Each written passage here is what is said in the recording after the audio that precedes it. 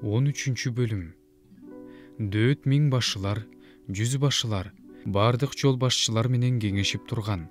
Дөөт бүт ысрайылдыктарга мындай деди: эгерде силер ылайык көрсөңөр, эгерде бул биздин Кудай Теңирибиздин эркине туура келсе, бардык жерге, бүткүл Ысрайыл жеринде жашаган биздин калган бир туугандарыбызга, ошондой эле ыйык кызмат кылуучуларга, лебилерге, алардын шаарларына, кыштактарына киши жиберип, аларды бул жерге чакыралы. Кудайыбыздын келишим сандыгын өзүбүзгө көчүрүп келели. Анткени Шавулдун тушунда биз ага кайрылган жокпуз.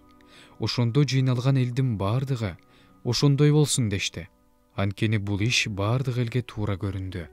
Ошентип, Дөөт Кудайдын келишим сандыгын Кирият Жеяримдин көчүрүш үчүн Мисирдин Шихорунан тартып Хаматтын кире беришине чейин бардык ысрайылдыктарды чогултту. Кудайдын ысымы менен аталган керуптардын үстүндө отурган Кудай Теңирдин келишим сандыгын көчүрүп келиш үчүн Дөөт менен бүткүл Ысрайыл Жүйүт аймагындагы Кирият Жеяримге жөнөдү.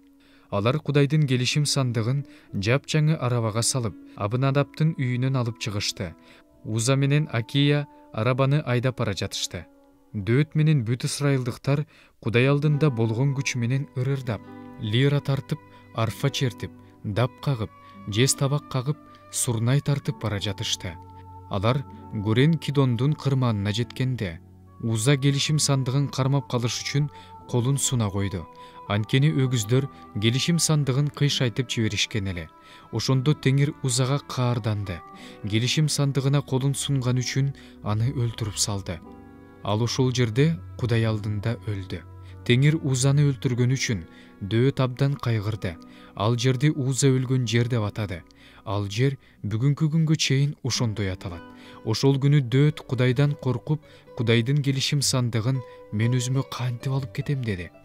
Ошентип, Дөөт келишим сандыгын өзүнө, Дөөттүн шаарына алып кетпей, аны Гаттык Обед-Эдомдун үйүнө бурду. Кудайдын келишим сандыгы Обед-Эдомдун үйүндө 3 ай турду. Теңир Обед-Эдомдун үй бүлөсүнө анда эмне болсо ошонун бардыгына батасын берди.